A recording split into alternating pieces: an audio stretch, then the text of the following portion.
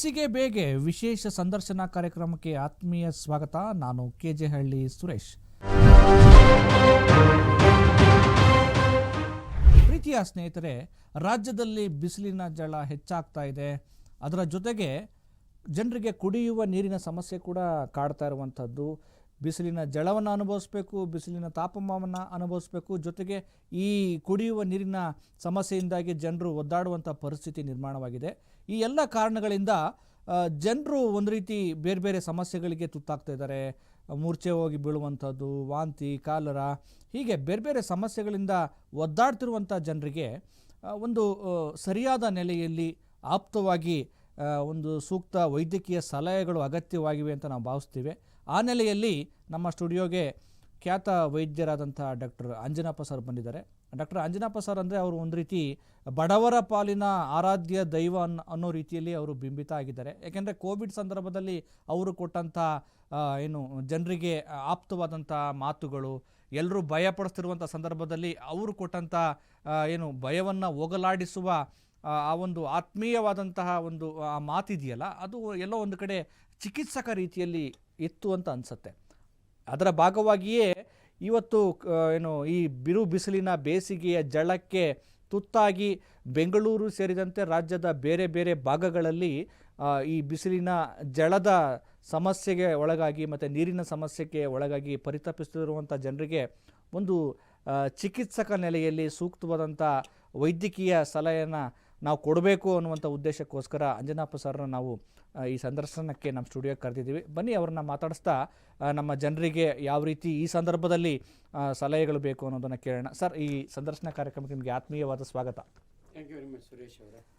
Sir, ನನ್ನ ಮೊದಲನೇ ಪ್ರಶ್ನೆ, ಈಗ ಬೇಸಿಗೆ ಒಂದು ರೀತಿ ಬೆಂಡು ಮಾಡ್ತಾ ಇದೆ ಜನರನ್ನು. ಅದರ ಜೊತೆಗೆ ಕುಡಿಯುವ ನೀರಿನ ಅಭಾವವು ಕೂಡ ಸೃಷ್ಟಿಯಾಗಿದೆ. ಜನರು ನೀರನ್ನು ಪಡೆಯೋದಕ್ಕೆ ತುಂಬ ಹರಸಾಹಸ ಪಡ್ತಿದ್ದಾರೆ. ಬಡವರಿಗಂತೂ ನೀರನ್ನು ದುಡ್ಡು ಕೊಟ್ಟು ಕೊಂಡ್ಕೊಳ್ಳೋದಕ್ಕೆ ಆಗ್ತಿಲ್ಲ. ಇಂಥ ಸಂದರ್ಭದಲ್ಲಿ ಕೆಲವರು ದಂಧೆ ಮಾಡ್ಕೊಳ್ತಿದ್ದಾರೆ. ಈ ಎರಡು ಸಮಸ್ಯೆಗಳು, ಒಂದು ಬಿಸಿಲಿನ ಧಗೆ ಹೆಚ್ಚಾಗ್ತಿರುವಂಥದ್ದು, ಜೊತೆಗೆ ಕುಡಿಯುವ ನೀರಿನ ಸಮಸ್ಯೆ ಬಂದಿರುವಂಥದ್ದು. ಏನು ಹೇಳ್ತೀರಿ ಸರ್ ಈ ಒಂದು ಸಮಸ್ಯೆಯನ್ನು ಹಿಂಗೆ ನಾವು ನೋಡಬೇಕಾಗಿದೆ ಅಂತ? ಸುರೇಶ್ ಅವರು, ನನಗೆ ಭಾಳ ಖುಷಿ ಅನಿಸಿದ್ದು ಅಂದರೆ, ಮೊದಲೇ ನೀವು ನನ್ನನ್ನು ಪರಿಚಯ ಮಾಡಿಕೊಡುವಾಗ ಜನಸಾಮಾನ್ಯರ ವೈದ್ಯರು ನಮ್ಮ ಡಾಕ್ಟರ್ ಅಂಜನಪ್ಪನವರು ಅಂತ ನನಗೆ ಹೆಮ್ಮೆ ಅನಿಸುತ್ತೆ. ಇವತ್ತು ಅಶ್ವವೇಗ ಮಾಧ್ಯಮದಲ್ಲಿ ನೀವಿಬ್ಬರು ಕೂತು ಒಂದು ಸಾಮಾಜಿಕ ಜವಾಬ್ದಾರಿ ನಮ್ಮದು. ನೀವು ಜನರ ಪರವಾಗಿ ಕೇಳುವಂಥ ಅನೇಕ ಪ್ರಶ್ನೆಗಳಿಗೆ ಜನಗಳಿಗೆ ಅನುಕೂಲವಾಗುವ ರೀತಿಯಲ್ಲಿ ಒಬ್ಬ ವೈದ್ಯನಾಗಿ ನಾನು ಜವಾಬ್ದಾರಿಯುತವಾಗಿ ನಿಮ್ಗೆ ಆನ್ಸರ್ ಕೊಡ್ತಾ ಹೋಗ್ತೀನಿ. ನೋಡಿ, ಜನಗಳಿಗೆ ನಮ್ಮ ದೇಶ ಋತುಗಳ ದೇಶ. ಹೌದು, it's A country of seasons ಅಂತೀವಿ. ಬೇಸಿಗೆ ಕಾಲ ಬರುತ್ತೆ, ಮಳೆಗಾಲ ಬರುತ್ತೆ, ಚಳಿಗಾಲ ಬರುತ್ತೆ, ವಸಂತ ಕಾಲ ಬರುತ್ತೆ. ಒಂದೊಂದು ಕಾಲದಲ್ಲಿ ಒಂದೊಂದು ರೀತಿಯ ಅಟ್ಮಾಸ್ಫಿಯರ್ ಇರುತ್ತೆ, ಎಕ್ಸ್ಟರ್ನಲ್ ಎನ್ವೈರನ್ಮೆಂಟ್ ಅಂತೀವಿ. ಸೊ ಈ ಬೇಸಿಗೆ ಕಾಲದಲ್ಲಿ ಎನ್ವೈರನ್ಮೆಂಟ್ ಅಂದರೆ ಟೆಂಪ್ರೇಚರ್ ಜಾಸ್ತಿ ಇರುತ್ತೆ, ಬಿಸಿ ಬೇಗೆ. ಆ್ಯಕ್ಚುಲಿ ಯುಗಾದಿ ಹಬ್ಬ 2 ದಿನ ಇದೆ. ನಾವು ಚಿಕ್ಕ ಹುಡುಗರ, ನಾವು ಹಳ್ಳಿ ಒಳಗೆ ಹುಟ್ಟಿ ಬೆಳೆದಿರೋರು. ನೋಡೋಕೆ ನಾನು ಬೆಳಗಿದ್ರು ಕೂಡ ನಾನು ಒಬ್ಬ ಹಳ್ಳಿ ರೈತನ ಮಗ.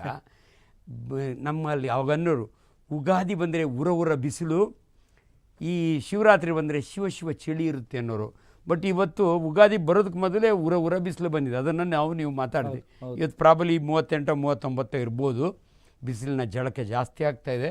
ಬಟ್ ನನಗೇನೆಂದರೆ, ನಾನು ಓದಿದ್ದೆ MBBS 1973ರಿಂದ ಬಳ್ಳಾರಿಯಲ್ಲಿ.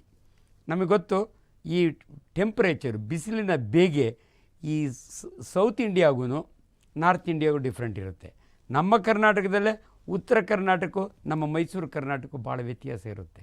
ನಾವು ಅಲ್ಲಿ 46 ಡಿಗ್ರಿ ಟೆಂಪ್ರೇಚರ್ನಲ್ಲಿ ಬದುಕಿ ಓದಿದಂಥ ವಿದ್ಯಾರ್ಥಿಗಳು. ಬಟ್ ಇದು ಜನಸಾಮಾನ್ಯರಿಗೆ ಕೇಳುವ ಪ್ರಶ್ನೆ, ಈ ಸನ್ ಸ್ಟ್ರೋಕ್ ಅಂದರೆ ಏನು, ಯಾಕಾಗುತ್ತೆ? ಮೊನ್ನೆ ತಾನೇ ಒಂದು ಕಾಲರ ರಿಪೋರ್ಟು ಬರ್ತಾ ಇದೆ. ಇವತ್ತು ಕೂಡ ಯಾರು ಬ್ಯಾಂಗ್ಳೂರು ಮೆಡಿಕಲ್ ಕಾಲೇಜ್ನಲ್ಲಿ ಲೇಡೀಸ್ ಹಾಸ್ಟೆಲ್ ಮೆಡಿಕಲ್ ಸ್ಟೂಡೆಂಟಿಗೆ ಕಾಲರ ಆಗಿದೆ ಅಂತ. ಸೊ ಈ ವಿಚಾರ ವಿಜ್ಞಾನ ಏನು ಹೇಳುತ್ತೆ, ಯಾಕೆ ಹಿಂಗೆಲ್ಲ ಆಗುತ್ತೆ ಅಂತ ನೋಡಿ. ಇಷ್ಟೊತ್ತು ನಾವು ಹೊರಗಿನ ಎನ್ವೈರನ್ಮೆಂಟ್ ಬಗ್ಗೆ ಮಾತನಾಡ್ತಿದ್ದೋ. ತುಂಬ ಜನಕ್ಕೆ ಇದು ಗೊತ್ತಿಲ್ಲ. There is an internal environment, milieu interior ಅಂತೀವಿ. ಇದು ಯಾಕಂದರೆ ಜನಗಳಿಗೆ ಇದು ಭಾಳ ಇಂಪಾರ್ಟೆಂಟ್. ನಾನು ಹೇಳ್ತೀನಿ, ಮನುಷ್ಯನ ದೇಹದಲ್ಲಿ 37 ಟ್ರಿಲಿಯನ್ ಸೆಲ್ಸ್ ಇದ್ದಾವೆ. ಅಂದರೆ ನಮ್ಮ ದೇಹ ಹಂಗೆ ಮಾಡಾಗಿದೆ. ಸೊ ಜನಸಾಮಾನ್ಯರಿಗೆ ಅರ್ಥ ಆಗಲಿ ಅಂತ 206 ಮೂಳೆ ಇದ್ದಾವೆ. 566 ಮಸಲ್ಸ್ ಇದ್ದಾವೆ, ಆದರೆ ಸೆಲ್ಸು. ಸೊ ಇದು ಯಾಕೆ ನಾವು ಅನಾಟಮಿ ಫಿಸಿಯಾಲಜಿ ಅಂತೀವಿ. ನಾವು ಮೆಡಿಕಲ್ ಕಾಲೇಜ್ನಲ್ಲಿ ಕಲಿಯುವಾಗ ಬಾಡಿನ ಡಿಸೆಕ್ಟ್ ಮಾಡಿ ಅನಾಟಮಿ ಓದ್ಕೋತೀವಿ. ಫಿಸಿಯಾಲಜಿ ಇದು ಎಷ್ಟು ಇಂಪಾರ್ಟೆಂಟ್ ಅಂದರೆ ನಿಮ್ಗೆ ಹೇಳ್ತೀನಿ, ದೇಹಕ್ಕೆ ತನ್ನದೇ ಆದ ಕೆಪಾಸಿಟಿ ಇರುತ್ತೆ. ಬಿಸಿಲಿಗೆ ಹೆಂಗೆ ಅಡ್ಜಸ್ಟ್ ಆಗಬೇಕು, ಮಳೆಗಾಲದಲ್ಲಿ ಹೆಂಗೆ ಅಡ್ಜಸ್ಟ್ ಆಗಬೇಕು, ಇದು ಭಾಳ ಜನರಿಗೆ ಗೊತ್ತಿರಲ್ಲ. ಅದಕ್ಕೆ ಸಪೋರ್ಟ್ ಮಾಡಲಿಕ್ಕೆ ನಿಮ್ಗೆ ಏನೇನು ಮಾಡಬೇಕು ಅನ್ನೋದನ್ನು ನಾವು ಮುಂದೆ ಹೇಳ್ತಾ ಹೋಗ್ತೀವಿ. ಅಂದರೆ ಎಲ್ಲ ಋತುಗಳನ್ನು ಮ್ಯಾನೇಜ್ ಮಾಡೋ ಶಕ್ತಿ ಶಕ್ತಿನ ದೇಹ ಹೊಂದಿದೆ. God is A great scientist. Human ಬಾಡಿಗೆ ಆ ಶಕ್ತಿ ಕೊಟ್ಟಿದ್ದಾನೆ, ಅದನ್ನು ಮೊದಲು ತಿಳ್ಕೊಂಬಿಡಿ. ಹಂಗೆ ಹೆಂಗೆ ಅಡ್ಜಸ್ಟ್ ಆಗುತ್ತೆ ಡಾಕ್ಟ್ರೆ ಅಂದರೆ, ನಾನು ಹೇಳಿದೆ 37 ಟ್ರಿಲಿಯನ್ ಸೆಲ್ಸ್ ಇದ್ದಾವೆ ನಮ್ಮ ದೇಹದಲ್ಲಿ. ಒಂದು ಸೆಲ್ಲು ಕೂಡ ಇಂಡಿವಿಜುವಲ್ ಇದ್ದಂಗೆ. ಆ ಸೆಲ್ಲುಗಳ ಮಧ್ಯೆ ಹೊರಗಡೆ ಒಂದು ನೀರಿರುತ್ತೆ, ನಾವು ಎಕ್ಸ್ಟ್ರಾ ಸೆಲ್ಯುಲಾರ್ ಫ್ಲೂಯಿಡ್ ಅಂತೀವಿ. ಈ ಫ್ಲೂಯಿಡ್ಡು ಒಳಕ್ಕೆ ಈಚೆಗೆ ಮ್ಯಾನೇಜ್ ಮಾಡಿಕೊಂಡು, ತುಂಬ ಸೆಕೆ ಆದಾಗೆ ನಿಮ್ಗೆ ಎಷ್ಟು ಬೆವರು ಬರಬೇಕು, ತುಂಬ ಚಳಿ ಆದಾಗೆ ಎಷ್ಟು ನಡುಗಬೇಕು, ಇದನ್ನೆಲ್ಲ ಮ್ಯಾನೇಜ್ ಮಾಡುತ್ತೆ. ಇದು ದಯವಿಟ್ಟು ತಿಳ್ಕೊಳ್ಳಿ. ಆಮೇಲೆ ಈಗ ಇನ್ನೊಂದು ಮಾತು ಬಿಗಿನಿಂಗ್ನಾಗೆ ಹೇಳ್ಬಿಡ್ತೀನಿ, ದಯವಿಟ್ಟು ಪ್ರಾಣಿಗಳು ನೋಡಿ ಎಷ್ಟು ಚೆನ್ನಾಗಿ ಬದುಕೋದನ್ನು ಕಲ್ತ್ಕೊಂಡಿದ್ದಾವೆ. ಆದರೆ ಮನುಷ್ಯ ಮರೆತು ಬಿಟ್ಟಿದ್ದಾನೆ. ಯಾವತ್ತೂ ಕೂಡ ಮಾತೇತಿರು, ಅಯ್ಯೋ ಹಾಳು ಬಿಸಿಲು ಡಾಕ್ಟ್ರೆ, ಅಯ್ಯೋ ಹಾಳು ಚಳಿ ಡಾಕ್ಟ್ರೆ. ಇಲ್ಲ, ಅದು ಇದೆ, ಅದು ಇರಬೇಕು. ಅದಕ್ಕೆ ತಕ್ಕಂಗೆ ನೀವು ಮನಸ್ಥಿತಿ ಮೊದಲು ದಯವಿಟ್ಟು ನನಗೆ ತುಂಬ ಸೆಕೆ ಅದನ್ನೆಲ್ಲ ಬಿಟ್ಬಿಡಿ. ಅದಕ್ಕೆ ಹೆಂಗೆ ಅಡ್ಜಸ್ಟ್ ಆಗೋದು ಅನ್ನೋದನ್ನು ಫಸ್ಟ್ ಕಲ್ತ್ಕೊಳ್ಳಿ. ಅದ್ರ ಜೊತೆಗೆ ನಾವು ಹೆಲ್ಪ್ ಮಾಡ್ತಾ ಹೋಗೋಣ. ಇದು ಭಾಳ ಇಂಪಾರ್ಟೆಂಟ್. ಜನಸಾಮಾನ್ಯರಿಗೆ ನಾನೊಬ್ಬ ವೈದ್ಯನಾಗಿ ಒಂದು ಭರವಸೆ ಕೊಡಬಲ್ಲೆ. ದಯವಿಟ್ಟು ತುಂಬ ಗಾಬರಿ ಆಗಬೇಡಿ. ಫೈನ್ ಮತ್ತು ನೀವು ಹೇಳಿದಾಗೆ ಮೊದಲೆಲ್ಲ ಬಿಸಿಲು ಬಂದರೆ, ಮಳೆ ಬಂದರೆ, ಚಳಿ ಬಂದರೆ ಜನ ಅದನ್ನು ತುಂಬ ಅಕ್ಸೆಪ್ಟ್ ಮಾಡ್ಕೊಳ್ತಿದ್ರು, ಎಂಜಾಯ್ ಮಾಡ್ತಾಯಿದ್ರು. ಅಂದರೆ ಆಯಾ ಋತುಗಳ ಏನು ಗುಣಗಳನ್ನು ಮನುಷ್ಯ ಅದನ್ನು ಫೀಲ್ ಮಾಡಬೇಕು, ಅದನ್ನು ಅನುಭವಿಸ್ಬೇಕು ಅನ್ನುವಂಥದ್ದು. ಎಲ್ಲ ಒಂದು ಕಡೆ ಈಗ ಹವಾಮಾನ ಇಲಾಖೆ ಭಾರತೀಯ ಹವಾಮಾನ ಇಲಾಖೆ ಒಂದು ಎಚ್ಚರಿಕೆ ಕೊಟ್ಟಿದೆ. ಅಂದರೆ ಬಿಸಿಲು ಹೆಚ್ಚಾಗ್ತಾ ಇದೆ, ಬಿಸಿ ಗಾಳಿ ಬರ್ತಾ ಇದೆ, ನೀವು ಏನೆಲ್ಲ ಎಚ್ಚರಿಕೆಯನ್ನು ವಹಿಸಬೇಕು ಅಂತ ಹೇಳ್ತಾ ಇದೆ. ಇದು ಎಲ್ಲ ಒಂದು ಕಡೆ ಜಾಗತಿಕ ತಾಪಮಾನ ಭೂಮಿಯ ಹೆಚ್ಚಾಗ್ತಿದೆಯಾ? ಇದು ಏನು ಹೇಳ್ತೀರಿ ಸರ್? ಅಂದರೆ ಈ ಪ್ರಕೃತಿಯನ್ನು ನಾವು ಹೇಗೆ ಅನಲೈಸ್ ಮಾಡಬೇಕಾಗಿದೆ, ಮತ್ತು ನಾವು ಹೆಂಗೆ ಈ ಋತುಗಳನ್ನು ನಾವು ಮೊದಲಿಗೂ ಇವತ್ತಿನ ಸ್ಥಿತಿಗೂ ಏನು ವ್ಯತ್ಯಾಸ ಇದೆ ಅನ್ಸುತ್ತೆ? ಇದು ಅಬ್ವಿಯಸ್ಲಿ ಕರೆಕ್ಟಾಗಿದೆ. ವೈಜ್ಞಾನಿಕವಾಗಿ ಗ್ಲೋಬಲ್ ವಾರ್ಮಿಂಗ್ ಅಂತೀವಿ. ಇವತ್ತು ವಿಜ್ಞಾನ ಮುಂದುವರೆದಂಗೆ ಭೂಮಿಯ ಮೇಲಿನ ತಾಪಮಾನ ಜಾಸ್ತಿ ಆಗ್ತಾಯಿದೆ. ಎಷ್ಟೊಂದು ವೆಹಿಕಲ್ಸ್ ಯೂಸ್ ಮಾಡ್ತೀವಿ, ಎಷ್ಟೊಂದು ಎಲೆಕ್ಟ್ರಿಸಿಟಿ ಯೂಸ್ ಮಾಡ್ತೀವಿ. ಅನೇಕ ರೀತಿಯ ಇದುಗಳಿಂದ ಮನುಷ್ಯನಿಂದ ಈ ಭೂಮಿ ಮೇಲೆ ಆಗ್ತಿರ್ತಕ್ಕಂಥ ಕಲುಷಿತ ವೇಸ್ಟ್ ಪ್ರಾಡಕ್ಟ್ನ ಇದು ಮಾಡೋದು, ತುಂಬ ಮಿಸ್ಯೂಸ್ ಮಾಡ್ಕೊಳ್ಳೋದು ಅಟ್ಮಾಸ್ಫಿಯರ್ನ, ಇದರಿಂದ ಗ್ಲೋಬಲ್ ವಾರ್ಮಿಂಗ್ ಜಾಸ್ತಿ ಆಗ್ತದೆ. ಅದರೊಳಗೇನು ಡೌಟ್ ಏನಿಲ್ಲ. ಈಗ ಈ ಉಷ್ಣಗಾಳಿ ಬರ್ತಾ ಇದೆ ಅಂತ, ಅದು ಕೂಡ ಇದೇ ಕಾರಣನ? ನ್ಯಾಚುರಲಿ ಕಂಟ್ಯಾಮಿನೇಷನ್, ಪೊಲ್ಯೂಷನ್, ಎಲ್ಲೋ ಒಂದು ಕಡೆ ಹವಾಗುಣ ಪೊಲ್ಯೂಟ್ ಆಗ್ತಾ ಇದೆ. ಪ್ರತಿಯೊಂದರಲ್ಲೂ ಪೊಲ್ಯೂಷನ್ ಇವತ್ತು ನಾವು ನೋಡ್ತಾ ಇದ್ದೀವಿ. ಹಳೆ ಕಾಲದಲ್ಲಿ ಹೆಂಗೆ ಜನ ಆರಾಮಾಗಿ ಇವತ್ತು ಮರಗಳನ್ನ ಕಡಿತಾರೆ ಹೊರತು ಮರಗಳನ್ನ ಬೆಳೆಸೋದು ಕಡಿಮೆ ಆಗಿದೆ.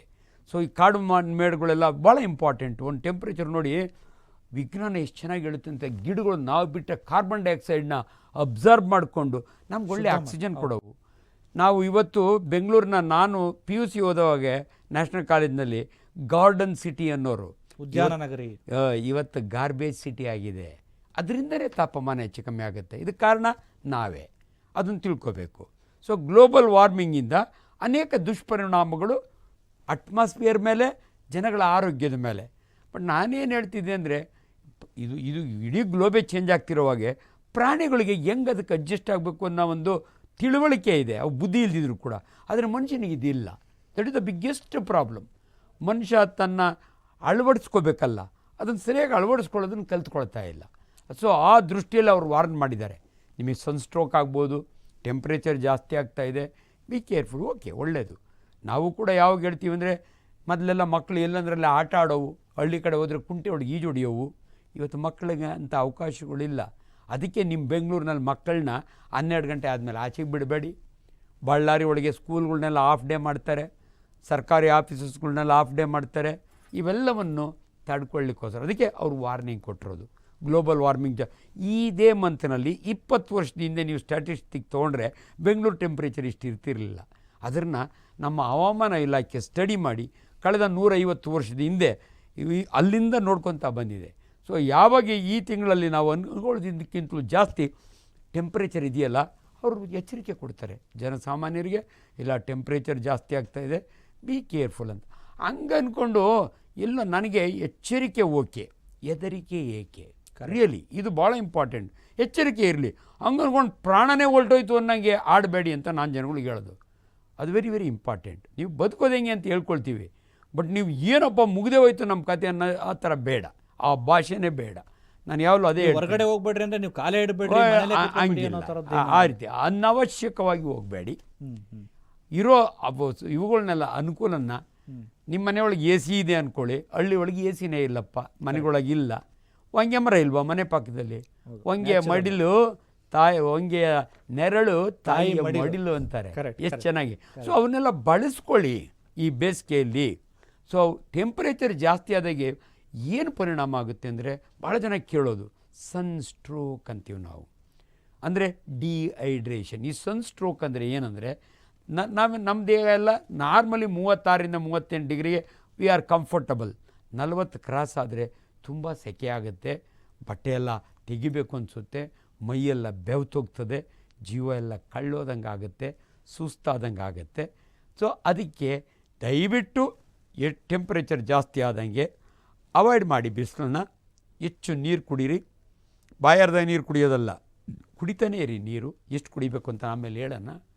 ಆ್ಯಂಡ್ ಎಲ್ಲೋ ಒಂದು ಕಡೆ ನಿಮ್ಮ ದೇಹನ ತಣ್ಣಗೆ ಇಡಬೇಕು ಅಂದರೆ ದಯವಿಟ್ಟು ಈ ಕೋಟ್ಗಳು ಹಾಕೋದು, ನಾನು ಕೋಟ್ ಇಲ್ಲದ್ರೆ ಎಲ್ಲೂ ಹೋಗಲ್ಲ, ಯಾಕಂದ್ರೆ ನನಗೆ I am adjusted to the tune. ನಿಮ್ಗೆ ಹಂಗೆ ಹೇಳಲ್ಲ, ನಾನು ಹೇಳ್ತೀನಿ ಆದಷ್ಟು ತೆಳುವಾದ ಬಟ್ಟೆ ಹಾಕ್ಕೊಳ್ಳಿ. ಮನೆಗೆ ಬಂದಾಗೆ ಒಂದು ತಣ್ಣೀರಿನ ಸ್ನಾನ ಮಾಡಿ. ಆ್ಯಂಡ್ ತುಂಬ ಜನ ನೀವು ಆಲ್ರೆಡಿ ರೈಸ್ ಮಾಡಿದ್ದೀರ, ಡಾಕ್ಟ್ರೇ ನೀರೇ ಕಡಿಮೆ ಆಗ್ತಾಯಿದೆ, ಕುಡಿಲಿಕ್ಕೆ ನೀರಿಲ್ಲ, ಈ ಸ್ನಾನ ಎಲ್ಲಿ? ಈಗ ಅದೇ ಪ್ರಶ್ನೆ. ಈಗ ಎಲ್ಲ ಡಾಕ್ಟ್ರೇ ನೀವು ನೀರು ಕುಡೀರಿ ಅಂತ ಹೇಳ್ತೀರಾ, ಬೆಂಗಳೂರಲ್ಲಿ ನೀರಿಗೋಸ್ಕರ ನಾವು ಪರದಾಡ್ತಿದ್ದೀವಿ, ಹೆಂಗೆ ಅಂತ? ಇಲ್ಲ, ಭಾಳ ಇಂಪಾರ್ಟೆಂಟು ಕುಡಿಯೋದಾಗ, ಭಾಳ ಕುಡಿಯೋ ನೀರಿಗೆ ಹಾಹಾಕಾರ ಶುರುವಾಗ್ತಾ ಇದೆ. ಬಟ್ ಏನಂದರೆ ಮನುಷ್ಯನ ದೇಹಕ್ಕೆ 65% ನಮ್ಮ ದೇಹ ಈಸ್ ಮೇಡ್ ಆಫ್ ವಾಟರ್. ನಮ್ಮ ದೇಹದಲ್ಲಿ ಇಂಟ್ರಾ ಸೆಲ್ಯುಲಾರ್ ಫ್ಲೂಯಿಡ್ ಇರುತ್ತೆ, ಎಕ್ಸ್ಟ್ರಾ ಸೆಲ್ಯುಲಾರ್ ಫ್ಲೂಯಿಡ್ ಇರುತ್ತೆ. ನಮ್ಮ ದೇಹದಲ್ಲಿ ಒಂದು ದಿನಕ್ಕೆ 10 ಲೀಟ್ರ್ ಫ್ಲೂಯಿಡ್ ಉತ್ಪತ್ತಿ ಆಗುತ್ತೆ. ಇದನ್ನೆಲ್ಲ ಗಮನದಲ್ಲಿಟ್ಕೊಂಡು ನಾನು ವೈಜ್ಞಾನಿಕವಾಗಿ ಹೇಳ್ತೀನಿ ಎಷ್ಟು ನೀರು ಕುಡಿಬೇಕು, ಯಾಕೆ ಕುಡಿಬೇಕು.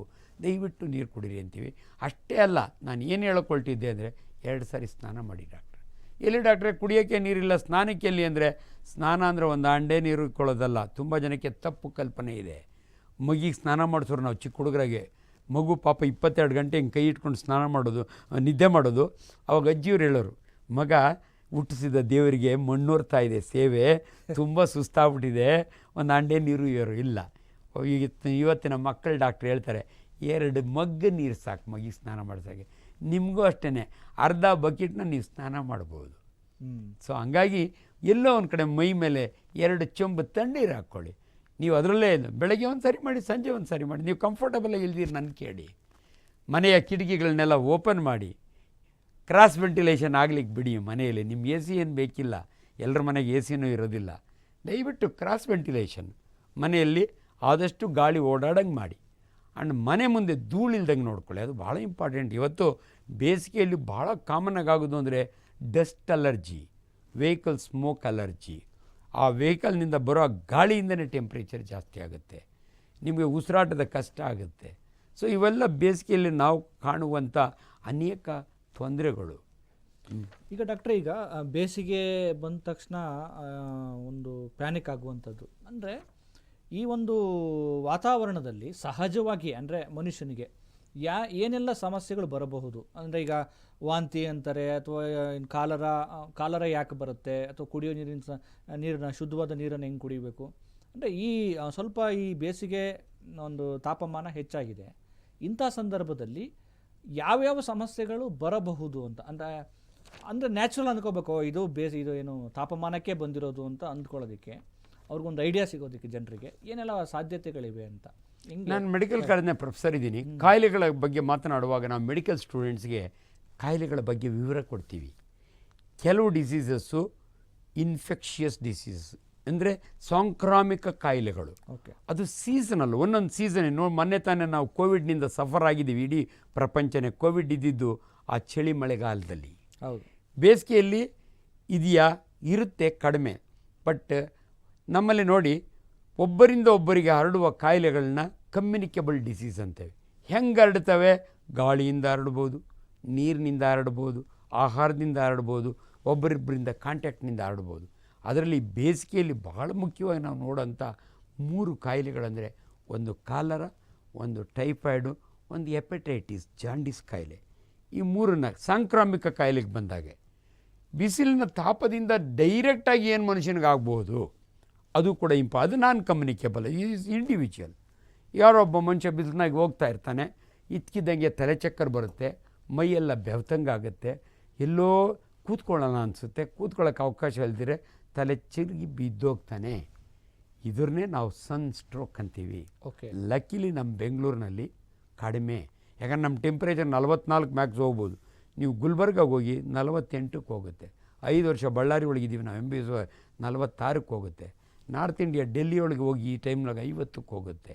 ಸೊ ಸನ್ ಸ್ಟ್ರೋಕ್ ಎಲ್ಲ ಎಲ್ಲಿ ಡೈರೆಕ್ಟ್ ಸನ್ ಟೆಂಪ್ರೇಚರ್ ಜಾಸ್ತಿ ಇರುತ್ತಲ್ಲ ಅಲ್ಲಿ ಸನ್ ಸ್ಟ್ರೋಕ್ ಅಂತೀವಿ. ಸನ್ ಸ್ಟ್ರೋಕ್ ಅಂದರೆ ಪ್ಯಾರಲಿಸಿಸ್. ಆ್ಯಕ್ಚುಲಿ ಸ್ಟ್ರೋಕ್ ಈ ನಾವು ಇದಂತೀವಲ್ಲ ಪ್ಯಾರಲಿಸಿಸ್, ಲಕ್ವ ಹೊಡೆಯೋದು ಅಂತಾರಲ್ಲ, ಅದನ್ನು ಸ್ಟ್ರೋಕ್ ಅಂತಾರೆ ಇಂಗ್ಲೀಷ್ ಪದ. ಆದರೆ ಈ ಬಿಸಿಲಿನ ತಾಪದಿಂದ ತುಂಬ ಜೀವ ಕಳ್ಳೋದಂಗಾಗಿ ಬಿದ್ದೋಗ್ತಾರಲ್ಲ ಅದನ್ನು ಸನ್ ಸ್ಟ್ರೋಕ್ ಅಂತೀವಿ ನಾವು. ಓಕೆ. ತುಂಬ ಕೋಲ್ಡ್ರಲ್ಲೂ ಸ್ಟ್ರೋಕ್ ಆಗುತ್ತೆ, ಅದನ್ನು ನಾವು ಫ್ರಾಸ್ಟ್ ಬೈಟ್ ಅಂತೀವಿ, ಅದು ಬೇರೆ, ಅದನ್ನು ಇವಾಗ ಮಾತಾಡೋದು ಬೇಡ. ಸನ್ ಸ್ಟ್ರೋಕ್ ಅಂದರೆ ಜನಸಾಮಾನ್ಯರಿಗೆ ಒಂದು ಅರಿವಿರಲಿ, ನೀವು ಬಿಸಿಲಿನಾಗ ಹೋದರೆ ಅಟ್ಲೀಸ್ಟ್ ನಿಮ್ಮ ಶಾಲೆಯಲ್ಲಿ ಮಕ್ಕಳನ್ನ ಡ್ರಿಲ್ಲಿ ನಿಲ್ಲಿಸಿರ್ತಾರೆ ಬಿಸಿಲಿನಲ್ಲಿ, ಎಷ್ಟೋ ಮಕ್ಕಳು ತಲೆ ಚಿರುಗಿ ಹಂಗೆ ಬಿದ್ದೋಗ್ತಾರೆ. ಅದು that is because of sun effect on them. So ಇದನ್ನು ಗಮನದಲ್ಲಿಟ್ಕೊಂಡು ದಯವಿಟ್ಟು ನಿಮ್ಮ ಮಕ್ಕಳನ್ನ, ಅಥವಾ ನೀವು ಕೂಡ ಹಳ್ಳಿ ಕಡೆ ನೋಡಿ, ಪಾಪ ಸೌದೆ ಹೊಡಿತಿರ್ತಾನೆ ಅವನು, ನಾನು ನೋಡಿದ್ದೀನಿ, ಬಿಸಿಲಿನಾಗ ಹೊಡಿತಿರ್ತಾನೆ. ಆಗ ಅಮ್ಮ ಹೇಳ್ತಾಳೆ, ಮಗನೇ ಬಿಸಿಲಾದ್ಮೇಲೆ ಹೊಡೆಯೋ ಬಾರೋ, ಅಲ್ಲಿವರೆಗೂ ಸ್ವಲ್ಪ ಸುಧಾರಿಸ್ಕೊಳ್ಳೋ ಅಂತಾರೆ. ಹುಂಬರು ಚೆನ್ನಾಗಿ ಶಕ್ತಿ ಇರುತ್ತೆ, ಹೊಡಿತೀನಿ ಅಂತಾನೆ. ಸೊ ಗೊತ್ತಿರಬೇಕು ಇವೆಲ್ಲ. ನಾವು ಎಷ್ಟೇ ಸ್ಟ್ರಾಂಗ್ ಇದ್ರೂ ಕೂಡ ಸಣ್ಣ ಎಫೆಕ್ಟ್ ಅನ್ನೋದು ಒಂದು ಅರಿವಿರಬೇಕು. ಅದು ದೇಹದ ಮೇಲೆ ಹೆಂಗೆ ಪರಿಣಾಮ ಬೀರುತ್ತೆ? ಟೆಂಪ್ರೇಚರ್ ಜಾಸ್ತಿ ಆದಾಗ ಜಾಸ್ತಿ ಆದಾಗ ಏನಾಗುತ್ತೆ, ಸ್ವೆಟಿಂಗ್ ಜಾಸ್ತಿ ಆಗುತ್ತೆ. ಸ್ವೆಟಿಂಗ್ ಜಾಸ್ತಿ ಆದಾಗೆ ಮೈನಾಗೆ ನೀರಿನ ಅಂಶ ಆಟೋಮೆಟಿಕಲಿ ಕಡಿಮೆ ಆದಾಗೆ ನಮ್ಮ ಭಾಷೆಯಲ್ಲಿ ಅದನ್ನು ಡಿಹೈಡ್ರೇಷನ್ ಅಂತೀವಿ. ನಿರ್ಜಲೀಕರಣ. ಹೌದು, ನಿರ್ಜಲೀಕರಣ. ಆ್ಯಂಡ್ ನೀರು ಮನುಷ್ಯನಿಗೆ ಎಷ್ಟು ಇಂಪಾರ್ಟೆಂಟ್ ಅಂತ ನಾನು ಆಲ್ರೆಡಿ ಹೇಳಿದ್ದೀನಿ. ಚರ್ಮದ ಮೇಲೆ ಎಫೆಕ್ಟ್ ಇರುತ್ತೆ. ನಿಮ್ಗೆ ಆಶ್ಚರ್ಯ ಆಗ್ಬೋದು, ನಮ್ಮ ದೇಹದಲ್ಲಿ 24 ಗಂಟೆಯಲ್ಲಿ ಒಂದು ಮನುಷ್ಯನ ದೇಹದಲ್ಲಿ 10 ಲೀಟ್ರ್ ನೀರು ಉಪ್ಪುತ್ತೆ. ಎಲ್ಲಿ ಡಾಕ್ಟ್ರೇ? ನೋಡಿ, ನಮ್ಮ ಸಲೈವ ಇದೆಯಲ್ಲ, ಬಾಯಿ ಯಾವಾಗಲೂ ತೇವವಾಗಿರಬೇಕು. ಹೆಂಗೆ ತೇವವಾಗಿರುತ್ತೆ ಅಂದರೆ ಸಲೈವರಿ ಗ್ಲ್ಯಾಂಡ್ ಅಂತೀವಿ ನಾವು. ಪ್ಯಾರೋಟಿಡ್ ಸಬ್ಮಿಂಡಿಬುಲರ್ ಸಬ್ಲಿಂಗ್ವಲ್. ಒಂದು ದಿನಕ್ಕೆ ಒಬ್ಬ ಮನುಷ್ಯನ ಬಾಯಿನಲ್ಲಿ 900ರಿಂದ 1000 ml ಸಲೈವ ಜೊಲ್ಲು ಉತ್ಪತ್ತಿ ಆಗುತ್ತೆ. ಬೇಸಿಗೆಯಲ್ಲಿ ಕಡಿಮೆ ಆಗ್ಬಿಡುತ್ತೆ. ಅದಕ್ಕೆ ಬಾಯಿ ಒಣಗುತ್ತೆ ಡಾಕ್ಟ್ರೇ, ಬಾಯಿ ಒಣಗುತ್ತೆ ಅಂತಾರೆ. ಅಲ್ಲಿಂದ ನೀವು ಸೀದಾ ಕೆಳಕ್ಕೆ ಹೋದರೆ ಜಠರ ಇದೆಯಲ್ಲ, ನಮ್ಮ ಸ್ಟಮಕ್ಕಲ್ಲಿ ಆಸಿಡ್ ಇರುತ್ತೆ. ಒಂದು ದಿನಕ್ಕೆ 900 ml ಗ್ಯಾಸ್ಟ್ರಿಕ್ ಆಸಿಡ್ ಉತ್ಪತ್ತಿ ಆಗಬೇಕು. ಅದರೊಳಗೆ 99% ನೀರೇ. ನೀರಿನ ಮಹತ್ವ ಹೇಳ್ತಾ ಇದ್ದೀನಿ ನಾನು ನಿಮಗೆ. ಜೊತೆಗೆ ಮ್ಯೂಕಸ್ ಅಂತ ಸೆಕ್ರೆಟ್ ಆಗುತ್ತೆ ಸ್ಟಮಕ್ನಲ್ಲಿ. ಯಾಕಂದರೆ ಆಸಿಡ್ ತುಂಬ ಪವರ್ಫುಲ್, ಅದನ್ನು ಸ್ವಲ್ಪ ಶಮನ ಮಾಡಬೇಕು ಅಂದರೆ ಮ್ಯೂಕಸ್ ಬೇಕು. ಮ್ಯೂಕಸ್ ಗ್ಲ್ಯಾಂಡ್ಸ್ ಇರ್ತವೆ. ಆಸಿಡ್ ಸೆಕ್ರೆಟ್ ಮಾಡೋ ಸೆಲ್ಲೇ ಬೇರೆ, ಪೆರೈಟಲ್ ಸೆಲ್ ಅಂತೀವಿ ನಾವು. ಅಲ್ಲಿ 1 ಲೀಟ್ರ್ ಅಂದ್ಕೊಂಬಿಡಿ. ನಮ್ಮ ಹೊಟ್ಟೆಯ ಬಲಭಾಗದಲ್ಲಿ ಲಿವರ್ ಇದೆ, ಗುಲ್ಮ ಲಿವರ್. ಐ ಥಿಂಕ್ ಕನ್ನಡದಲ್ಲಿ ಗುಲ್ಮ ಅಲ್ಲ, ವಿಕೃತನೋ ಏನೋ ಅಂತಾರೆ. ಲಿವರ್ ಎಲ್ರಿಗೂ ಗೊತ್ತಿರುತ್ತೆ. 1500 ಗ್ರಾಮ್ ಇರುತ್ತೆ. ನಿಮ್ಗೆ ಒಂದು ದಿನದಲ್ಲಿ ಇದು ಎಷ್ಟು ಉತ್ಪತ್ತಿ ಮಾಡುತ್ತೆ ಗೊತ್ತಾ? 1 ಲೀಟ್ರ್ ಪಿತ್ತ ಬೈಲ್ ಸೆಕ್ರೆಟ್ ಆಗುತ್ತೆ. ಅದರಲ್ಲೂ 99% ನೀರೇ ಇರುತ್ತೆ. ಅದು ಬಹಳ ಇಂಪಾರ್ಟೆಂಟು. ನಾವು ತಿಂದ ಆಹಾರವನ್ನು ಜೀರ್ಣ ಮಾಡ್ಕೋಬೇಕಂದ್ರೆ ಅದು ನಿಮ್ಮ ಕಿಡ್ನಿಯ ಹಿಂದೆಗಡೆ ಪ್ಯಾಂಕ್ರಿಯಾಸ್ ಅಂತ ಒಂದು ಆರ್ಗನ್ ಇದೆ, 150 ಗ್ರಾಮ್. ಅದು pancreatic juice, very important juice. ನಿಮ್ಮ ಕೊಬ್ಬನ್ನು ಕರೆಸ್ಕೊಳ್ಳಿಕ್ಕಿರುವಂಥ ಜ್ಯೂಸ್ ಅದು 1 ಲೀಟ್ರು. ಆಮೇಲೆ ನಿಮ್ಮ ಸಣ್ಣ ಕರಳು 6 ಮೀಟ್ರ್ ಇರುತ್ತೆ.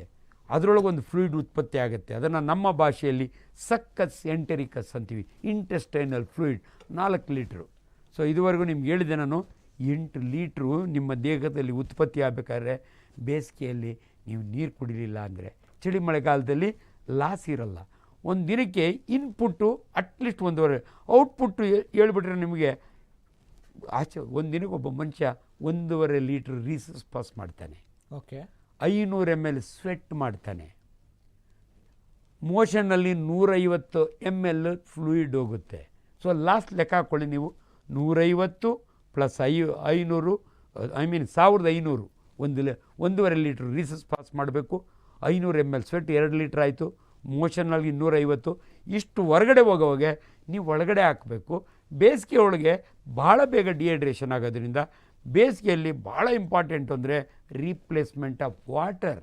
ಬಟ್ ಲಕ್ಕಿಲಿ ಏನಾಗುತ್ತೆ ಅಂದರೆ ದೇವರು ಭಾಳ ಬುದ್ಧಿವಂತ ಇದ್ದಾನೆ. ಬೇಸಿಗೆ ಕಾಲದಲ್ಲಿ ತುಂಬ ನೀರಿನ ಅಂಶ ಇರ್ತಕ್ಕಂಥ ಕಲ್ಲಂಗಡಿ ಹಣ್ಣು, ಕರ್ಬೂಜದ ಹಣ್ಣು ಇದನ್ನು ದೇವ್ರು ಕೊಟ್ಟಿದ್ದಾನೆ. ಅದಕ್ಕೆ ನಾವು ಹೇಳ್ತೀವಿ ತುಂಬ ಕಲ್ಲಂಗಡಿ ಹಣ್ಣು ತಿನ್ನಿ, ಕರ್ಬೂಜ ಅನ್ನಿ. ನಿಮ್ಮ ಆಹಾರದಲ್ಲೂ ನೀರಿರ್ತದೆ. ನೀವು ಕುಡಿಯೋ ನೀರಿನ ಜೊತೆಗೆ ನೀವು ತಿನ್ನುವ ಆಹಾರದಲ್ಲಿ, ತಿನ್ನುವ ಹಣ್ಣುಗಳಲ್ಲಿ ಇರ್ತಕ್ಕಂಥ ನೀರು ಕೂಡ ಮನುಷ್ಯನಿಗೆ ಇಂಪಾರ್ಟೆಂಟು. ಇದನ್ನು ಅರಿವು ಮೂಡಿಸ್ತಾ ಇದ್ದೀವಿ ನಿಮ್ಮ ಮುಖಾಂತರ. ನಾನು ಕರೆಕ್ಟ್. ಈಗ ಜನಗಳು ಈ ಅರಿವಿರಬೇಕು. ಡಾಕ್ಟ್ರೆ, ಈಗ ನೀರನ್ನ ಎಷ್ಟು ಪ್ರಮಾಣದಲ್ಲಿ ಕುಡಿಬೇಕು ಅಂತ ಒಂದು ಐಡಿಯಾ ಇರಲ್ಲ. ಈಗ ಎಷ್ಟು ಲೀಟ್ರ್ ಕುಡಿಬೇಕು, ಆಮೇಲೆ ಈಗ ತಂಪು ಪಾನೀಯಗಳನ್ನು ಯಾವ್ದು ತೊಗೋಬೇಕು, ಅದರಲ್ಲೂ ಬೇಸಿಗೆಯಲ್ಲಿ ಏನು ಈ ಪಾನೀಯಗಳು ಅಂದರೆ ಕೋಕಾ ಕೋಲಾ ಯಾವ್ಯಾವ ಬರ್ತಾವಲ್ಲ ಅಂಥವು ತೊಗೋಬೇಕಾ, ಅಥವಾ ಎಳ್ನೀರು ಕುಡಿಬೇಕಾ, ಅಥವಾ ಕರ್ಬೂಜ ಜ್ಯೂಸ್ ಕುಡಿಬೇಕಾ? ಅಂದರೆ ದೇಹಕ್ಕೆ ಸಹಾಯ ಆಗಬಲ್ಲ ಪಾನೀಯಗಳು ಯಾವುವು, ಮತ್ತು ನೀರು ಯಾವ ಪ್ರಮಾಣದಲ್ಲಿ ಎಷ್ಟು ಕುಡಿಬೇಕು ಅನ್ನುವಂಥದ್ದು. ಸಿಂಪ್ಲೆಸ್ಟ್ ಚೀಪೆಸ್ಟ್ ಅಂದರೆ ವಾಟರ್, ನೀರು. ಓಕೆ. ನೀರನ್ನ ಕುಡಿಯಲಿಕ್ಕೆ ಯೋಗ್ಯವಾದ ನೀರು ಅಂತ ನಾವು ಒಂದು ಪೋರ್ಟಬಲ್ ವಾಟರ್ ಅಂತೀವಿ ನಮ್ಮ ಮೆಡಿಕಲ್ ಭಾಷೆಯಲ್ಲಿ. ವಾಟರ್ ಶುಡ್ ಬಿ ಪೋರ್ಟಬಲ್ ಅಲ್ಲ, POTABLE ಅಂದರೆ ಕುಡಿಲಿಕ್ಕೆ ಯೋಗ್ಯತೆ. ಹಂಗಂದ್ರೆ ಏನು ಡಾಕ್ಟ್ರೆ? ನೀರಿಗೆ ವಾಸನೆ ಇರಬಾರ್ದು, ಬಣ್ಣ ಇರಬಾರ್ದು, ರುಚಿ ಇರಬೇಕು ಅಂತ ಏನಿಲ್ಲ, ಬಟ್ ಬಿಟ್ಟರ್ ಇರಬಾರ್ದು, ಆ್ಯಂಡ್ ಬಣ್ಣ ಚೇಂಜ್ ಆಗಬಾರ್ದು. ಇದು ಪೋರ್ಟಬಲ್. ನೀವು ಕುಡಿಯುವ ನೀರು, ಕಾವೇರಿ ನೀರು ತೊಗೊಳ್ಳಿ. ಕಾವೇರಿ ಮಾತು ಎಷ್ಟು ಚೆನ್ನಾಗಿರುತ್ತೆ. ಕಾವೇರಿ ನೀರನ್ನ ನಾನು ಇಡೀ ಪ್ರಪಂಚ ಸುತ್ತಿದ್ದೀನಿ, ಆನೆಸ್ಟಾಗಿ ನಿಮ್ಗೆ ಹೇಳ್ತೀನಿ. ಬೆಂಗಳೂರಿಗೆ ಬಂದು ನಮ್ಮ ಕಾವೇರಿ ನೀರು ಕುಡಿದಾಗ ಆದಷ್ಟು ಆನಂದ ಬೇರೆ ಎಲ್ಲೂ ಆಗಲ್ಲ, ಅದಂತೂ ಸತ್ಯ. ಅಂಥ ನೀರು ನೀವು ಕುಡಿಬೇಕು. ಎಷ್ಟು ಕುಡಿಬೇಕು ನೀವು ಕೇಳಿ, ಚೆನ್ನಾಗಿದೆ. 12 ಗ್ಲಾಸು ಅಂತ ಭಾಳ ಸಾರಿ ವಾಟ್ಸಪ್ನಲ್ಲಿ ಹಾಕ್ತಾರೆ. ನಾನು ನಿಮಗೆ ಸ್ಪಷ್ಟವಾಗಿ ಹೇಳ್ತೀನಿ, ದಯವಿಟ್ಟು 2.5 to 3.5 ಲೀಟ್ರ್ ನೀರು ಕುಡಿರಿ. 1 ಲೀಟ್ರ್ ಜಾಸ್ತಿ ಕುಡಿತೀರಾ ಸಂತೋಷ, ಕಡಿಮೆ ಅಂತೂ ಬೇಡ. ನಿಮ್ಮ ಮಕ್ಕಳಿಗೆ ನೀವು ಕುಡಿಯೋದಕ್ಕಿಂತ ಅರ್ಧ ಲೀಟ್ರ್ ಜಾಸ್ತಿ ಕುಡಿಸಿ. ಯಾಕಂದರೆ ಬಾಡಿ ಸರ್ಫೇಸ್ ಏರಿಯಾ ಅವ್ರದ್ದು ಜಾಸ್ತಿ ಇರುತ್ತೆ ಹೈಟಿಗೆ ಕಂಪೇರ್ ಮಾಡಿದರೆ. ಇದು ಭಾಳ ಇಂಪಾರ್ಟೆಂಟು. ಆಮೇಲೆ ಬಾಯಾರ್ದ ನೀರು ಕುಡಿಬೇಕಾ? ಯಾವಾಗ ಕುಡಿಬೇಕು? ಅವಕಾಶ ಸಿಕ್ಕಿದಾಗೆಲ್ಲ ನೀರು ಕುಡಿಬೇಕು. ಅನ್ಫಾರ್ಚುನೇಟ್ಲಿ ಇವತ್ತು ಈ ವಾಟ್ಸಪ್ ಯೂನಿವರ್ಸಿಟಿ ಬಂದು ಅನ್ಕ್ವಾಲಿಫೈಡ್ ಪೀಪಲ್ಸ್ ಎಲ್ಲ ತಪ್ಪು ಮಾಹಿತಿ ಕೊಡ್ತಿರ್ತಾರೆ. ಊಟಕ್ಕೆ ಮೊದಲು ನೀರು ಕುಡಿಬೇಡ, ಊಟಕ್ಕೆ ಮಧ್ಯೆ ನೀರು ಕುಡಿಬೇಡ, ಊಟ ಆದಮೇಲೆ 45 ನಿಮಿಷ ನೀರು. ದಯವಿಟ್ಟು ಇವೆಲ್ಲ ತಪ್ಪು ಮಾಹಿತಿಗಳು. ನಾನು ಗ್ಯಾಸ್ಟ್ರೋಎಂಟ್ರಾಲಜಿಸ್ಟ್ ಇದ್ದೀನಿ ನೋಡಿ. ಊಟ ಬಲ್ಲವನಿಗೆ ರೋಗವಿಲ್ಲ. ಭಾಳ ಹಿರಿಯರು ತುಂಬ ಚೆನ್ನಾಗಿ ಹೇಳಿದ್ದಾರೆ ರೀ. ಊಟ ಅಂದರೆ ಜನ ಇದುವರೆಗೂ ತಿಳ್ಕೊಂಡ್ರು ನನ್ನ ಪ್ರಕಾರ ಭಾಳ ಜನ ಅನ್ಕೋತಾರೆ ರಾಗಿ ಮುದ್ದೆ, ಅನ್ನ, ಚಪಾತಿ. ಸರ್, ಅದು ಕಾರ್ಬೋಹೈಡ್ರೇಟ್. ನೋಡಿ, ಊಟದಲ್ಲಿ ನೀರು ಎಷ್ಟು ಇಂಪಾರ್ಟೆನ್ಸ್ ಅನ್ನೋದಕ್ಕೆ ನಿಮ್ಗೆ ಹೇಳ್ತಾ ಇದ್ದೀನಿ ನಾನೀಗ. ಊಟ ಅಂದರೆ ಕಾರ್ಬೋಹೈಡ್ರೇಟ್ಸ್, ಅಂದರೆ ದಿನನಿತ್ಯ ಓಡಾಡಲಿಕ್ಕೆ ಶಕ್ತಿ ಕೊಡಲಿಕ್ಕೆ ನಿಮ್ಮ ರೊಟ್ಟಿ, ಮುದ್ದೆ, ಚಪಾತಿ. ನಿಮಗೆ ಮಸಲ್ ಬಿಲ್ಡ್ ಮಾಡಬೇಕು, ಶಕ್ತಿ ಬೇಕು, ಪ್ರೋಟೀನ್ಸ್, ಕೋಳಿ ಮೊಟ್ಟೆ, ಚಿಕನ್ನು, ದ್ವಿದಳ ಧಾನ್ಯಗಳು, ಬೇಳೆ, ಇವೆಲ್ಲ 2. 3ನೇದು ಫ್ಯಾಟ್ಸು ಸರ್, ಅದು ಇಂಪಾರ್ಟೆಂಟ್ ಮನುಷ್ಯನಿಗೆ. ನಮ್ಮ ಲಿವರು ಎಲ್ಲವೂ ಸರೌಂಡಿಂಗ್ ಈಸ್ ಫ್ಯಾಟ್, ವಿಸರಾಗೆ ಸರೌಂಡಿಂಗ್ ಫ್ಯಾಟು. ಅದಕ್ಕೆ ದಯವಿಟ್ಟು ತುಪ್ಪ ತಿನ್ನಿ. ಎಣ್ಣೆ ಇಲ್ದಂಗೆ ಮಾಡೋಕ್ಕೆ ಹೋಗಬೇಡಿ. ಅಟ್ಲೀಸ್ಟ್ 2 ಸ್ಪೂನ್ ಎಣ್ಣೆ ಆದರೂ ಉಪಯೋಗಿಸಿ. 3 ಇವು 3 ಎಲ್ರಿಗೂ ಗೊತ್ತು. ಇನ್ನೆರಡು ಜನಗಳಿಗೆ ಗೊತ್ತಿಲ್ಲ, ನಾನು ಇವತ್ತು ತಿಳಿಸ್ತೀನಿ. ದಯವಿಟ್ಟು ತಿಳ್ಕೊಳ್ಳಿ, ವಾಟರ್ ಈಸ್ ಫುಡ್. ದಯವಿಟ್ಟು ನೀರನ್ನು ನೀವು ಯಾವ ಬೇಕಾದ್ರೂ ಕುಡೀರಿ. ದಿನಕ್ಕೆ 2.5 ಲೀಟ್ರ್ ನೀರು ಕುಡೀರಿ ಮಿನಿಮಮ್, ಅಟ್ಲೀಸ್ಟ್ 1.5. ನಮ್ಮ ಪ್ರಕಾರ 2.5 ಲೀಟ್ರು, 2.5 3.5. ಅದು ಪರ್ kg ಬಾಡಿ ವೆಯ್ಟ್ ಲೆಕ್ಕ ಮಾಡ್ತೀವಿ. ಇಲ್ಲೆಲ್ಲ ಆ ಲೆಕ್ಕ ಅವ್ರಿಗೆ ಕೊಡೋದು ಬೇಡ. ಎಷ್ಟು ನೀರು ಮನುಷ್ಯನಿಗೆ 1 kg ಎಷ್ಟು, ಅದ್ರ ಮೇಲೆ ಲೆಕ್ಕ ಮಾಡ್ತೀವಿ ತೂಕ. ಸರ್, ಇನ್ನೊಂದು ಇವಾಗ ಹೇಳ್ಬಿಡ್ತೀನಿ, ಭಾಳ ಜನಕ್ಕೆ ಇದು ಗೊತ್ತಿಲ್ಲ. ನಿಮ್ಮ ಆಹಾರದಲ್ಲಿ ಫೈಬರ್, ನಾರಿನ ಅಂಶಕ್ಕೆ ಭಾಳ ಮಹತ್ವ ಇದೆ. ಅದಕ್ಕೆ ನಾನು ಹೇಳೋದು, ನೀವು ಅಲ್ಲೇ ಕೇಳಿದ್ರೆ ಯಾವ ಜ್ಯೂಸ್ ಕುಡಿಬೇಕು ಡಾಕ್ಟ್ರೇ? ದೇವರು ಅಲ್ಲಿ ಕೊಟ್ಟಿದ್ದಾನೆ ರೀ. ಹಣ್ಣುಗಳನ್ನ ತೊಳ್ಕೊಂಡು ಕವರ್ಕೊಂಡು ತಿನ್ನಬೇಕು. ಹಣ್ಣಿನಲ್ಲಿ ಜ್ಯೂಸ್ ಇರುತ್ತೆ, ಹಣ್ಣಿನ ಜ್ಯೂಸ್ ಮಾಡಿ ಕುಡಿಬೇಡಿ. ದಯವಿಟ್ಟು ನಾನು ಹೇಳ್ತೀನಿ, ಅದು ಬರೀ 80 ವರ್ಷದ ತಾತನಿಗೆ ಅಲ್ಲಿ ಇಲ್ದಿದ್ರೆ ಕುಡಿಲಿಕ್ಕೆ ಅಷ್ಟೇ. ನೀವು ಖುಷಿಯಿಂದ ಬೇಕಾದ್ರೆ ಜ್ಯೂಸ್ ಕುಡಿಯೋದು ನಿಮ್ಮ ಖುಷಿಗೆ ಅಷ್ಟೇ, ಅಡ್ವಾಂಟೇಜ್ ಇಲ್ಲ. ಅದರೊಳಗಾಗಿ ನಿಮ್ಮ ಮನೆಯಲ್ಲಿ ಜ್ಯೂಸ್ ಮಾಡ್ಕೊಂಡಿರ್ತೀನಿ, ಅಭ್ಯಂತರ ಇಲ್ಲ. ನೀವು ಎಲ್ಲೇ ಜ್ಯೂಸ್ ಮಾಡಿ, 1 ಮಣ ಸಕ್ಕರೆ, ಅರ್ಧ ಮಣ ಐಸ್ ಹಾಕಿರ್ತಾನೆ. ಆ ಐಸ್ ಎಲ್ಲಿಂದ ಬರುತ್ತೆ ಅಂತ ನೀವು ಹೇಳ್ಬಿಟ್ರೆ, ನಾನು ನಿಮ್ಗೆ ಹೇಳ್ಬಿಟ್ರೆ ನೀವು ಜ್ಯೂಸೇ ಕುಡಿಯಲ್ಲ. ಈಗ ನಾನು ಅದೇ ಪ್ರಶ್ನೆ ಕೇಳಬೇಕು ಅಂತಿದ್ದೆ. ಈಗ ತುಂಬ ಧಗೆ ಇರುತ್ತೆ, ಯಾಕೋ ದೇಹ ಕೆಲವೊಂದ್ಸಲ ಏನಾಗುತ್ತೆ, ಎಷ್ಟು ನೀರು ಕುಡಿದ್ರೂ ಸಮಾಧಾನ ಅಂತ ಅನಿಸೋದೇ ಇಲ್ಲ. ನಾವು ಏನು ಹೋಗ್ತೀವಿ, ಜ್ಯೂಸ್ ಸೆಂಟ್ರಿಗೆ ಹೋಗಿ ಒಂದಷ್ಟು ಐಸ್ ಹಾಕ್ಸ್ಕೊಂಡು ಕುಡಿದ್ಬಿಡ್ತೀವಿ. ಅವಾಗೇನೋ ಸ್ವಲ್ಪ ಸಮಾಧಾನ ಆಗುತ್ತೆ ಅಂತ ಅಂದ್ಕೊಳ್ತಾರೆ. ಇದು ಮಾಡಬೇಕಾ, ಅಗತ್ಯ ಇದೆಯಾ, ಅಥವಾ ಏನಾದ್ರು ತೊಂದರೆ ಇದೆಯಾ ಅಂತ? ಸತ್ಯ. Ice is water in solid state ಅಂತೀವಿ ನಾವು, ಅದು ಕೂಡ ನೀರೇ. ಅನ್ಫಾರ್ಚುನೇಟ್ಲಿ ಈ ಐಸನ್ನು ಎಲ್ಲಿ ತಯಾರು ಮಾಡ್ತಾರೆ, ಹೆಂಗೆ ತಯಾರು ಮಾಡ್ತಾರೆ, ಎಂಥ ಗಲೀಜು ಕೈನಾಗ ಅವನು ಎತ್ತಿ ಇಡ್ತಾನೆ, ಆಗ್ತಾನೆ ಅಂಡು ತೊಳ್ಕೊಂಬಂದಿರ್ತಾನೆ, ನೆಟ್ಟು ತೊಳ್ಕೊಂಡಿರಲ್ಲ ಅದನ್ನ ಎತ್ತಿಕ್ತಾನೆ. ಇವಾಗ ಬರುತ್ತೆ ನಿಮಗೂ ಆನ್ಸರ್. ಕಾಲರ ಯಾಕೆ ಬರುತ್ತೆ ಡಾಕ್ಟ್ರೆ? ಇಲ್ಲಿ ಬರುತ್ತೆ. ಇನ್ಫೆಕ್ಷನ್ ಹಿಂಗೆ ಬೇಸಿಗೆ ಕಾಲದಲ್ಲಿ ಜನ ಐಸ್ ಉಪಯೋಗಿಸ್ತಾರಲ್ಲ, ಐಸು ತಣ್ಣಗಾಗುತ್ತೆ ನೋ ಡೌಟು. ಆದರೆ ಐಸನ್ನು ಎಲ್ಲಿಂದ ಬರುತ್ತೆ ಅಂತ ತಿಳ್ಕೊಂಬಿಟ್ರೆ ನೀವು ಐಸ್ ಹಾಕ್ಕೋಬಾರ್ದು. ಎರಡನೇದು, ಮೊನ್ನೆ ನಾನು ಯಾವುದೋ ವಾಟ್ಸಪ್ನಲ್ಲಿ ನೋಡ್ತಿದ್ದೆ, ನೀವು ಬೇಸಿಗೆ ಕಾಲದಲ್ಲಿ ಸಡನ್ನಾಗಿ ಬಂದು ತಣ್ಣೀರು ಕುಡಿದ್ರೆ ನಿಮ್ಮ ರಕ್ತನಾಳಗಳು ಶ್ರಿಂಕಾಗಿ ಡೆತ್ ಆಗಿಬಿಡುತ್ತೆ ಅಂತ. ಅದು ಯಾರು ಅವ್ನಿಗೆ ಐಡಿಯಾ ಕೊಟ್ಟರು ನಂಗೆ ಗೊತ್ತಿಲ್ಲ, ಅವ್ನ ವಿದ್ಯೆ ಏನಿದೆಯೋ ನಂಗೆ ಗೊತ್ತಿಲ್ಲ. ಇವತ್ತು ನೋಡಿ ಮಾಧ್ಯಮಗಳು ಏನಾಗ್ಬಿಟ್ಟಿದ್ದಾವೆ ಅನ್ಫಾರ್ಚುನೇಟ್ಲಿ, ಅದರೊಳಗೆ ಸೋಷಿಯಲ್ ಮೀಡಿಯಾಗಳು, everybody things is a specialist. ಬರೀ ಸುಳ್ಳುಗಳನ್ನು, ಬರೀ ಸುಳ್ಳುಗಳು. ಸುಳ್ಳು ಅಷ್ಟೇ ಅಲ್ಲ ರೀ, ತಪ್ಪು ಮಾಹಿತಿ. ಈಚೀಚೆ ನೀವು ನೋಡಿರ್ಬೇಕು, ಬಾಬಾ ರಾಮದೇವ್ ಅವ್ರದ್ದು ಏನಾಯ್ತು ಅಂತ ಹಾಕಿದ್ರು. ಇಷ್ಟು ದಿನ ಯಾರು ಅವ್ರ ಬಗ್ಗೆ ಮಾತಾಡೋಕ್ಕಾಗೋದಾ?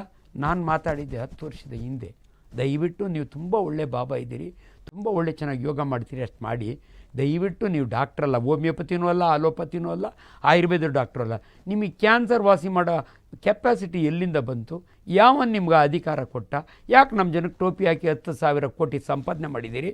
ಕೇಳಬೇಕು ರೀ, ನಮ್ಮಂಥವ್ರು ಕೇಳಬೇಕು, ಮಾಧ್ಯಮದವ್ರು ನಾವು ಕೇಳಬೇಕು, ನೀವು ಕೇಳಬೇಕು. ಇವತ್ತು ಬೋಲ್ಡಾಗಿ ಮಾತಾಡ್ತೀನಿ ನಾನು. 10 ವರ್ಷದಿಂದ ಈ ಪ್ರಶ್ನೆ ನಾನು ಕೇಳಿದೆ. ಒಬ್ಬ ವೈದ್ಯನಾಗಿ ಕಷ್ಟಪಟ್ಟು ನಾವೆಲ್ಲ ದನ ಕಾಯ್ದು ಹುಡುಗರು ಏನೋ ಕಷ್ಟಪಟ್ಟು MBBS ಸೀಟ್ ತೊಗೊಂಡು ಗೌರ್ಮೆಂಟ್ ಮೆಡಿಕಲ್ ಕಾಲೇಜ್ ಬಳ್ಳಾರಿ ಒಳಗೆ ದಿನಾ 3 ಅವರ್ ಇದೇ ಬೇಸಿಗೆ ಒಳಗೆ ಹೆಣ ಕುಯ್ಯೋರಿ, ಡಿಸೆಕ್ಷನ್ ಅಂತೀವಿ ನಮ್ಮ ಭಾಷೆಯಲ್ಲಿ. ಒಂದು ಹೆಣಕ್ಕೆ ಪುಣ್ಯ, ಆ ಹೆಣಕ್ಕೆ ಕೈ ಮುಗಿಬೇಕು. ಇವತ್ತು ನಾವು 16 ಜನ, ಕೈಗಾರು ಜನ, ಈ ಕಾಲ್ಗಾರ ಜನ ಹೊಟ್ಟೆ ಕುಯ್ತಾನೇ ಇರೇವಿ. ಅದಾದಮೇಲೆ ಕೈ ತೊಳೆಯೋಕ್ಕೆ ನೀರು ಗತಿ ಇರಲ್ಲ. ಅಷ್ಟು ಕಷ್ಟಪಟ್ಟು ನಾನೊಬ್ಬ ಡಾಕ್ಟ್ರಾಗಿ ಒಂದನ್ನು ಕರ್ನಾಟಕ ಕ್ಯಾನ್ಸರ್ ಸೊಸೈಟಿಯ ಚೇರ್ಮನ್ನಾಗಿ ನಾನೊಂದು ಮಹತ್ವದ ಇನ್ಫಾರ್ಮೇಷನ್ ಜನರಿಗೆ ಕೊಡ್ತೀನಿ. ಆದರೆ ಏನೂ ಕ್ವಾಲಿಫಿಕೇಷನ್ ಇಲ್ದಿರ ಬರೀ ಪಬ್ಲಿಸಿಟಿಯಿಂದ ಯಾವನು ಕೇಳೋ ತಾಕತ್ತಿಲ್ಲ ಅಂತ ಜನಗಳಿಗೆ ಟೋಪಿ ಹಾಕೋರು ಈ ದೇಶದಲ್ಲಿ ಇಷ್ಟು ಜನ ಇರೋವಾಗೆ ತಪ್ಪು ಅಂತ ನಾನು ಹೇಳೋದಾದ್ರೇ. ಅಂದರೆ ಯಾರು ಅಧಿಕೃತವಾಗಿ ಅದರ ಬಗ್ಗೆ ಸಂಶೋಧನೆ ಮಾಡಿರ್ತಾರೆ, ಕೆಲಸ ಮಾಡಿರ್ತಾರೆ, ಅವರ ಸಲಹೆಗಳನ್ನು ಮತ್ತು ಅಧಿಕೃತತೆಯನ್ನು ಜನ ನಂಬಬೇಕಾಗಿದೆ ಅಂತ. ಏನೋ ವಾಟ್ಸಪ್ಪಲ್ಲಿ ಏನೋ ಬಂತು, ಯಾರೋ ಫಾರ್ವರ್ಡ್ ಮಾಡಿದ್ರು ಅಂತೇಳಿ ನಂಬ್ಕೊಂಡ್ರೆ ಅದು ತೊಂದರೆ ಆಗುತ್ತೆ. ಅನ್ಫಾರ್ಚುನೇಟ್ಲಿ ಇವತ್ತು ವಿದ್ಯಾವಂತರು ಅದನ್ನೇ ಮಾಡ್ತಾರೆ. ಆ್ಯಂಡ್ ವಿದ್ಯಾವಂತರಲ್ಲಿ ನನ್ನ ಕಳಕಳಿಯ ಮನವಿ, ನಿಮ್ಮ ಚಾಯ್ಸ್ ಏನಾದರೂ ಇರ್ಬೋದು. ತುಂಬ ಜನ, ನಾನು ಐ ಆಮ್ ಅನ್ ಅಲೋಪತ್, ನಿಮ್ಗೆ ಹೋಮಿಯೋಪತಿಯಲ್ಲಿ ಇಂಟ್ರೆಸ್ಟ್ ಇರ್ಬೋದು, ತಗೊಳ್ಳಿ. ಆಯುರ್ವೇದ ಒಳಗಿಂಟ್ರು, ಬಟ್ ಯಾರ ಹತ್ರ ತೊಗೋಬೇಕು?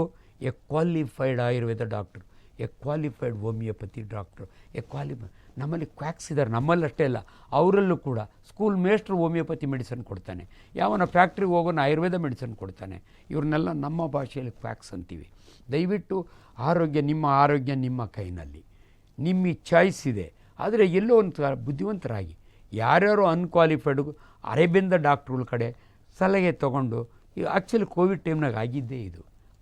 ಕಷಾಯ ಕುಡಿಬೇಕಾ, ಇದು ತಿನ್ಬೇಕಾ, ಅದು ತಿನ್ಬೇಕಾ, ಎಲ್ಲ ಟೋಪಿ ಒಂದೊಂದು ಬಾಯಿಗೆ ಒಂದೊಂದು ಹೇಳ್ಬಿಟ್ಟು ಆ ವೈರಸ್ ಮಾಡಿದ ತೊಂದರೆಗಿಂತಲೂ ಜನಸಾಮಾನ್ಯರು, ಅಧಿಕಾರಿಗಳು, ಸರ್ಕಾರದ ಮಂತ್ರಿಗಳು.